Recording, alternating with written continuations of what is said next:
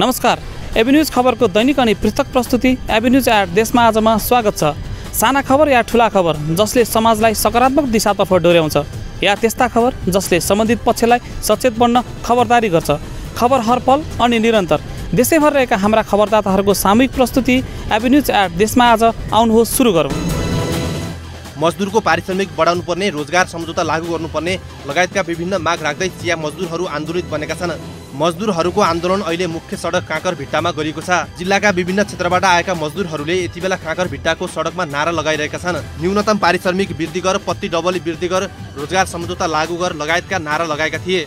विगत 3 वर्षदेखि मजदुरको पारिश्रमिक बढेको छैन, जसका कारण हाम्रो पारिश्रमिक बढाउनु पर्ने माग राखेर हामी आन्दोलनमा छौँ। आन्दोलनमा सहभागी भूपाल सापकोटाको भनाइ थियो। आन्दोलनमा चिया मजदुर दीपक तामाङ, सन्तबहादुर राई, सही कुमार र एके प्रताप अधिकारीले सम्बोधन गरेका थिए।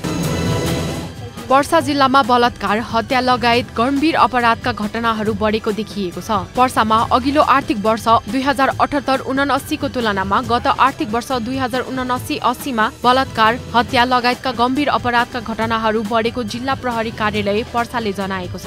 जिल्ला प्रहरी कार्यालय पर्सामा अघिल्लो आर्थिक वर्ष 2078-79 मा जबरजस्तीकरणी उद्योग, कर्तव्य ज्यान हत्या, बाल यौन दुर्व्यवहार, मानव बेचबिखन गरी गम्भीर अपराध सम्बन्धी 66 वटा मुद्दा दर्ता भएका थिए। तर गत आर्थिक वर्ष 2079-80 मा भने उक्त अपराधको संख्या बढेर 78 वटा मुद्दा दर्ता भएको पर्साका प्रहरी उपरीक्षक कोमल शाहले जानकारी दिए। पर्साका प्रहरी उपरीक्षक कोमल शाहका अनुसार गत आर्थिक वर्षमा सबैभन्दा बढी बलात्कार र बलात्कारको प्रयास सम्बन्धी घटना भएका छन्। गत आर्थिक वर्षमा जिल्ला प्रहरी कार्यालय पर्सामा बलात्कारका 49 र बलात्कारको प्रयासका 5 वटा गरी 54 वटा मुद्दा दर्ता भएको शाहले जानकारी दिए।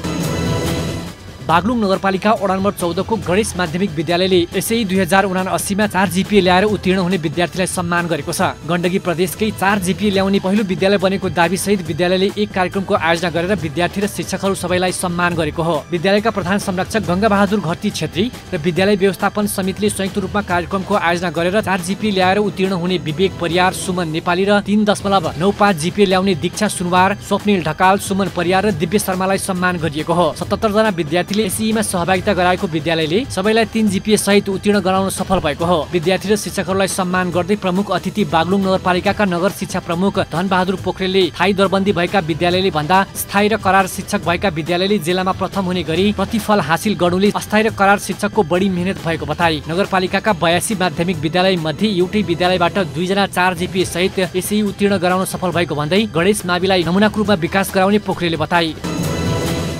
सडक निर्माण गर्दा सडकका छेउ तथा पेटीमा टाइल्स बिछ्याउने प्रचलन बढ्दै गएको छ। टाइल्सले आकर्षक मात्र होइन, सडकको गुणस्तरलाई पनि अझ मजबुत बनाउने गर्छ। तर टाइल प्रयोग गर्दा टाइलको गुणस्तर मापन नगरी प्रयोग गर्ने गरिएको छ। यसले गर्दा छिटै फुट्ने र भत्किने गर्छ। तर धरान उपमहानगरपालिका वडा नम्बर 3 ले भने टाइल्सको गुणस्तर चेक जाँच गरेर मात्र प्रयोग गरेको छ।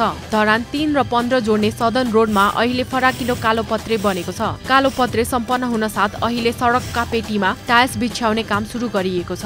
सडक गुणस्तरीय बनाउन वडा समिति र टोल विकास समितिले नियमित अनुगमन गरेकै कारण मापदण्ड भन्दा बढी निर्माण सामग्री प्रयोग गरी निर्माण सम्पन्न भएको सडकमा टाइल समेत गुणस्तरीय लगाउन टाइलको गुणस्तर चेक जाँच गरिएको हो। पूर्वाञ्चल इन्जिनियरिङ कलेज धरान 8 का ल्याब टेक्निसियन दुर्गा प्रसाद प्रसाईले सदन रोडमा बिछ्याउन लागि टाइलको गुणस्तर चाहिने भन्दा बढी भएको पाइएको बताए। झापाको बिर्तामोड 3 मा सञ्चालित लिङ्कन मन्टेसोरी स्कुलले अध्ययनरत बालबालिकाका लागि एक दिने आँखा जाँच शिविर आयोजना गरेको छ। आँखा पाक्ने रोग फैलिरहेका बेला मन्टेसोरीले नानीबाबुका लागि स्कुलमै शिविर आयोजना गरेको मन्टेसोरीका सञ्चालक सरोज पौडेलले जानकारी दिए। बिर्तामोड आँखा अस्पतालको प्राविधिक सहयोगमा भएको शिविरमा मन्टेसोरीका बालबालिका, तिनका अभिभावक र स्थानीय गरी 80 जनाको आँखा परीक्षण गरिएको उनले बताए। शिविरमा आँखा अस्पतालले निःशुल्क औषधि समेत वितरण गरिएको बिर्तामोड आँखा अस्पतालकी नेत्र सहायक सन्जु अर्यालले जानकारी दिइन्। नेत्र सहायक अर्याल र दृष्टि विशेषज्ञ भावना गनगाईको टोलीले बालबालिका सहित अन्यको आँखा परीक्षण गरेको थियो। कार्यक्रमको प्रमुख अतिथि बिर्तामोडको राधाकृष्ण कीर्तन मण्डलकी अध्यक्ष पूजा काफले खरेल, बिर्तामोड आँखा अस्पतालका नेत्र अधिकृत विनोद दाहालले आँखा पाक्ने रोग फैलिरहेकाले सतर्क रहन आग्रह गर्दै यस्ता कार्यक्रमले फाइदा पुग्ने धारणा राखेका थिए। पाल्पाको पूर्व खोला गाउँपालिका 2 जल्पा ढोलीमारीमा सामुदायिक होमस्टे सुरु भएको छ।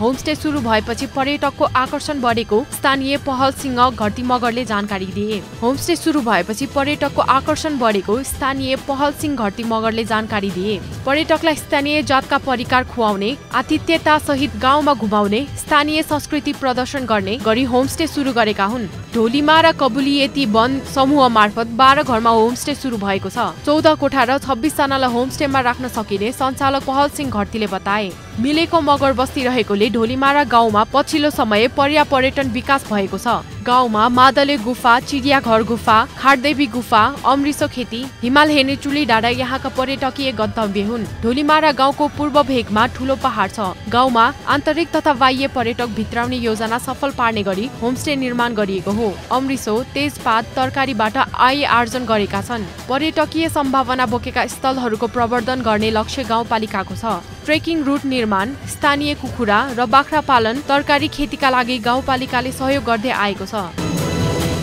राष्ट्रिय युवा संघ नेपाल रामेछापले खानादेवी गाउँपालिका 4 पकरबासबाट वृक्षारोपण अभियान सुरु गरेको छ। शनिबार पकरबासको ठूलो सामुदायिक वनमा विभिन्न जातका फलफूलका बिरुवा रोपेर अभियान सुरु गरिएको हो। राष्ट्रिय युवा संघ नेपालका उपाध्यक्ष हरिकृष्ण केसीको प्रमुख आतिथ्यता तथा खानादेवी गाउँ कमिटी अध्यक्ष सबिन वाइबाको अध्यक्षतामा भएको कार्यक्रममा केन्द्रीय सदस्य गणेश बज्र लामा, जिल्ला अध्यक्ष सुरेन्द्र कार्की, एमाले जिल्ला कमिटी सदस्यहरू भक्तमान श्रेष्ठ, धनबहादुर मानन्दर, निर्वाचित जनप्रतिनिधि, सामुदायिक वन उपभोक्ता समितिका अध्यक्ष लगायतका पदाधिकारी र सदस्य लगायतहरूको सहभागिता रहेको थियो। कार्यक्रममा बोल्दै राष्ट्रिय युवा संघका उपाध्यक्ष हरिकृष्ण केसीले 1 युवा 5 बिरुवाका दरले यस वर्ष देशभरि 5 लाख युवाले 20 लाख बिरुवा रोप्ने बताए। वृक्षारोपण कार्यक्रममा राष्ट्रिय युवा संघ नेपाल रामेछापका उपाध्यक्ष सुरेन्द्र कार्कीले खानादेवीको पकरबासबाट सुरु भएको अभियान जिल्लाका सबै 64 ओटेमै लैजाने बताए। विगत 26 वर्षदेखि मुख्य सडक पेटीमा रही अस्थायी रूपमा सेवा दिइरहेको ट्राफिक प्रहरीको आवाससँगै कार्यालय भवन बन्ने भएको छ। काकरभिट्टामा ट्राफिक कार्यालय भवन निर्माण हुने भएको हो। उक्त भवन निर्माण तथा जग्गा व्यवस्थापनका लागि समिति गठन भएको छ। मेची सामुदायिक सेवा केन्द्रको सभाहलमा सम्पन्न स्थानीय सरकारवाला पक्षहरूको भेलाले मेची सामुदायिक सेवा केन्द्रका अध्यक्ष मुक्ति पौडेलको अध्यक्षतामा 15 सदस्यीय समिति गठन गरेको हो। समितिको उपाध्यक्षमा खडानन्द भण्डारी रहेका छन् भने सदस्य सचिवमा ट्राफिक पोस्ट काकरभिट्टा प्रमुख लीला श्रेष्ठ रहेका छन्।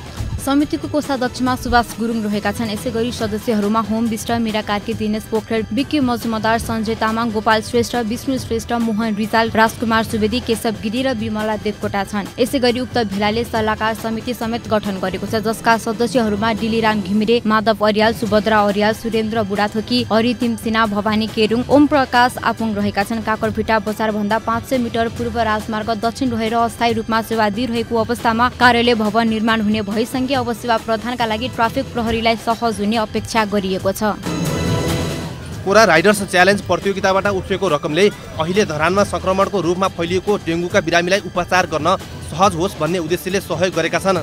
गत जुलाई 15 मा आयोजना भएको कोरा राइडर्स च्यालेन्ज प्रतियोगिताबाट उठेको रकमबाट धरान उपमहानगरपालिका 14 नम्बर वडा समितिमा रहेको आधारभूत स्वास्थ्य केन्द्रलाई स्ट्यान्ड सहितको 4वटा बेड सहयोग पुर्याएका छन्। कोरा राइड च्यालेन्ज 2080 का संयोजक विनयलाल श्रेष्ठले प्रतियोगिताबाट 1,50,000 रकम उठेको र सोही रकमबाट 30,000 बराबरको स्ट्यान्ड सहितको 4वटा बेड 14 नम्बर वडा समितिको आधारभूत स्वास्थ्य केन्द्रलाई प्रदान गरिएको बताए। धरानमा डेङ्गुको संक्रमण बढिरहँदा आधारभूत स्वास्थ्य चौकीले बेड अभावमा भुइँमै सुताएर उपचार गरेको पाइएपछि सहयोग गरिएको श्रेष्ठले बताए। धरानमा अत्याधिक बढेको डेङ्गुको महामारीमा 14 नम्बर वडा कार्यालयले वडाको आधारभूत स्वास्थ्य चौकीमा बेड नभएपछि विजयपुर चौकीमा रहेको विजयपुर मेडिकल हलसँग समन्वय गरेर उपचार गर्दै आएको थियो। तर बेड भएपछि आधारभूत स्वास्थ्य केन्द्रमै उपचार गर्न सहज हुने आधारभूत स्वास्थ्य केन्द्रकी प्रमुख युनिसा खत्रीले बताइन्। बागमती प्रदेश सरकारले चालु आर्थिक वर्षको नीति तथा कार्यक्रममा काभ्रेको विकट खालीखोला गाउँपालिकाको केन्द्र तालढुङ्गालाई उदीयमान नमुना सहरका रूपमा विकास गर्न बजेट विनियोजन गरेको छ। काभ्रे जिल्लाको खानीखोला गाउँपालिकाको केन्द्र तालढुङ्गालाई प्रदेशभित्रको नमुना सहरका रूपमा विकास गरिने भएको हो। प्रदेश सरकारले खानीखोलाको केन्द्र तालढुङ्गालाई उदीयमान नमुना सहर बनाउनका लागि शहरी विकास तथा भवन कार्यालय काभ्रे पलाञ्चोक मार्फत 2 करोड रुपैयाँ विनियोजन गरेको छ। कार्यालयका प्रदेश सरकारले खानीखोलाको केन्द्र तालढुङ्गा बजार अनुसारलाई नमुना उदीयमान शहरका रूपमा विकास गर्ने उद्देश्यले चालु आर्थिक वर्षमा बजेट विनियोजन गरेको जानकारी दिएको छ। काभ्रे र मकवानपुर जिल्लालाई सडक मार्गमा जोड्नका लागि बागमती नदीमा पुल निर्माणको काम भइरहेको बताउँदै पुल सम्पन्न भएपछि तालढुङ्गाबाट प्रदेश राजधानी हेटौडा 2 घण्टासम्म पुग्न सकिन्छ। गाउँपालिकाले गत वर्ष गाउँपालिकाको केन्द्र रहने स्थानको विकासका लागि विस्तृत परियोजना प्रतिवेदन तयार पारेको र गाउँपालिकाले तयार गरेको डिपिआरको विषयमा जनप्रतिनिधि, शहरी विकास योजनाविद तथा स्थानीय नागरिकसँग छलफल गरी उक्त डिपिआरलाई आवश्यकता अनुसार परिमार्जन गरी उक्त योजनालाई बहुवर्षीय आयोजनामा समावेश गरिने भएको छ। सुनसरीका केही पालिकाहरूमा दादुरा तथा रुबेलाका लक्षण देखा परेको तर्फ मध्यनजर गर्दै इटहरी उपमहानगरपालिकाले दादुरा खोप अभियानलाई अगाडि बढाएको छ। यही श्रावण 22 गतेदेखि 29 गतेसम्म इटहरीका सामुदायिक तथा निजी विद्यालयहरूमा खोप अभियान सञ्चालन गर्न लागि हो। सोही अभियानलाई लक्षित गरी इटहरी वडा नम्बर 6 ले दादुरा रुबेला प्रकोप नियन्त्रण, रोकथाम र व्यवस्थापनका लागि आउटब्रेक रेस्पोन्स इम्युनाइजेसन बारे वडा स्तरीय अभिमुखीकरण कार्यक्रमको आयोजना गरेको छ। इटहरी 6 स्थित ज्येष्ठ नागरिक चौतारामा आयोजित सो कार्यक्रममा वडाले इटहरी उपमहानगरपालिकाका स्वास्थ्य स्वयंसेविका, विद्यालयका शिक्षक, प्रधानाध्यापकहरूलाई दादुरा तथा रुबेलाको खोप अभियानको पूर्ण तयारीबारे जानकारी गराएको हो। इटहरीका मन्टेश्वरी निजी तथा सामुदायिक विद्यालयमा गएर यही श्रावण 22 देखि 28 गतेसम्म र 29 गते छुटेका बालबालिकाहरूलाई इटहरी वडा नम्बर 6 को स्वास्थ्य केन्द्रमा खोप लगाइने पनि सो अवसरमा जानकारी गराइयो। यस प्रकारका अभियानमा स्वास्थ्य स्वयंसेविका र विद्यालयको भूमिका महत्त्वपूर्ण हुने भएकाले उक्त अभियानलाई अझ प्रभावकारी हुने अभिमुखीकरण कार्यक्रमका इटहरी उपमहानगरपालिका वडा नम्बर 6 का वडाध्यक्ष दिवेश पोखरेलले बताए।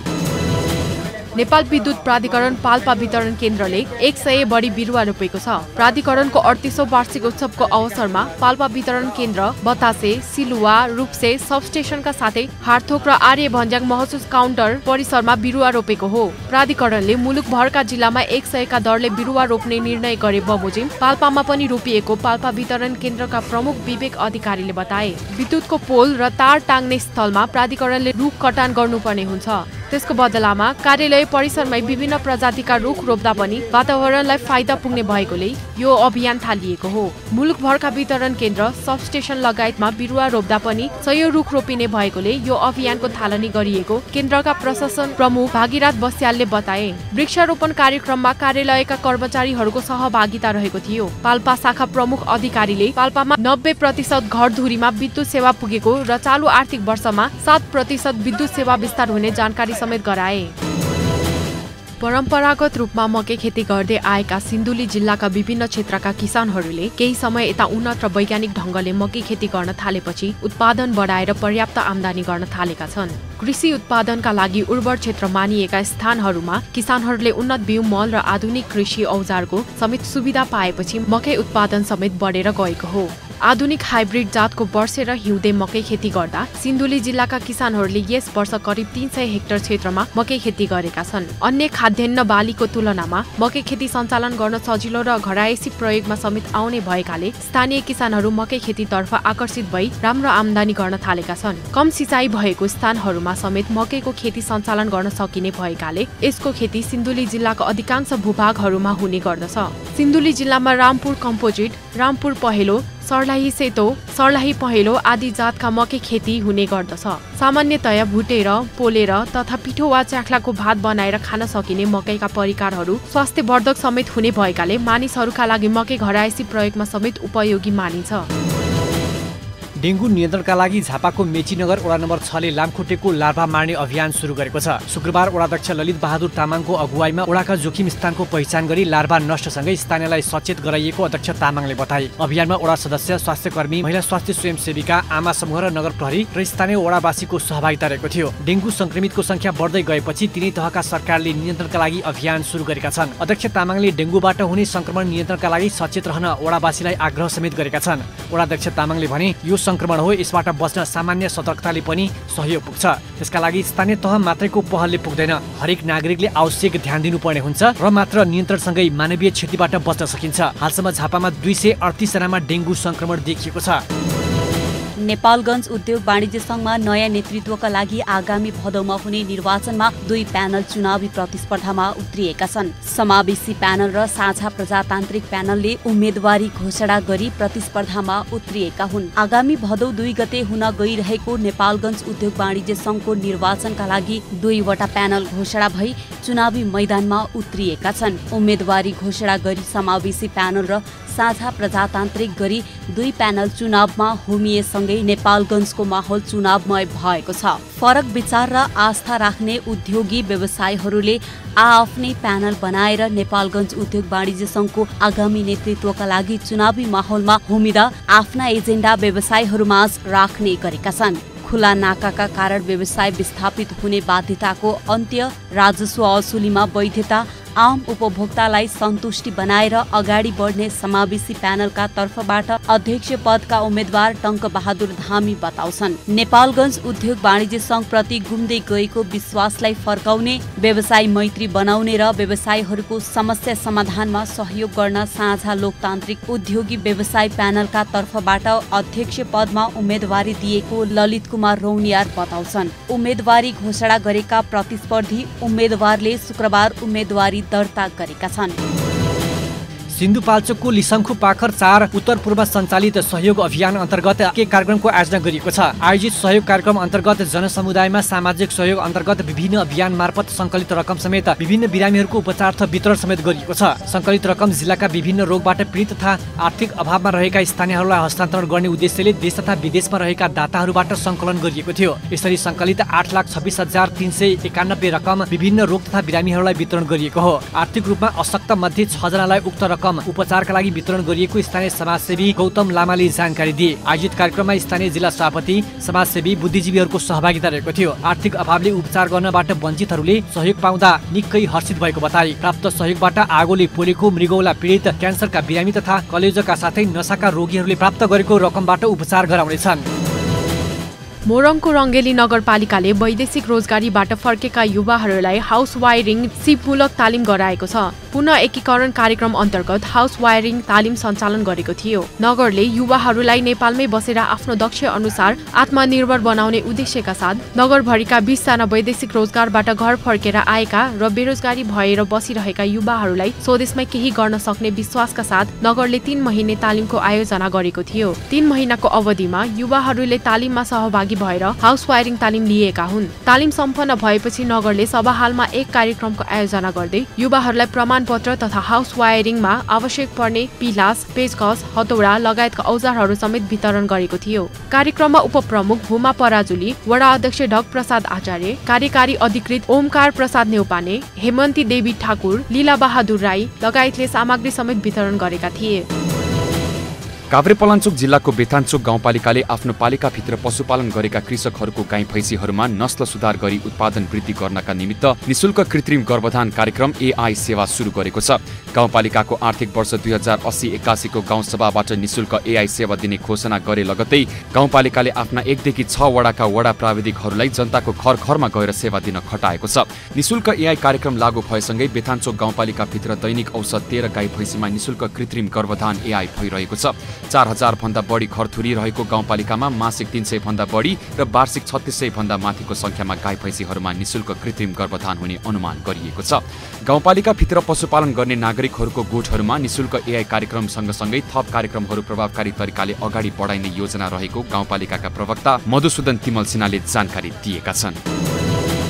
वीरगञ्ज महानगरपालिकाका जनप्रतिनिधिहरूले पानीको समस्या समाधानका लागि संघीय सरकारका खानेपानी मन्त्री महेन्द्र राय यादवलाई गुहारेका छन्। बिहिबार वीरगञ्जमा आयोजित कार्यक्रममा सहभागी खानेपानी मन्त्री यादव सामु महानगरका 32वटै वडाका वडा अध्यक्षहरूले महानगरमा खानेपानीको चरम सङ्कट परेकाले तत्काल समस्या समाधान गरिदिन गुहार लगाएका हुन्। वीरगञ्ज महानगरमा 2 हप्ता यतादेखि 90% चापाकल सुक्दा खानेपानीको सङ्कटसँग महानगरवासी जुधिरहेका छन्। महानगरपालिकाले वडा वडामा ट्याङ्करबाट पानी नै वितरण गरिरहेको छ। तर त्यसले पानीको सङ्कट नटरेकाले स्थायी समाधानका लागि बिहिबार वीरगञ्जमै खानेपानी मन्त्री यादवलाई बोलाएर महानगरपालिकाले छलफल कार्यक्रम गरेको थियो। उक्त कार्यक्रममा 32वटै वडाका वडाध्यक्षहरूले पानीको चरम सङ्कटले महानगरवासी त्राहिमाम भएकाले पानीको समस्या समाधानका लागि मन्त्री यादवलाई गुहारेका हुन्। महानगरपालिकामा भएको सीमित बजेट र स्रोत साधनले थेग्न नसकिरहेकाले यसमा सङ्घ र प्रदेश सरकारले तत्कालै अग्रसरता लिनुपर्ने उनीहरूले बताए। उनले मधेसलाई तत्काल सुक्खाग्रस्त क्षेत्र घोषणा गर्न सङ्घ सरकारसँग माग गरे।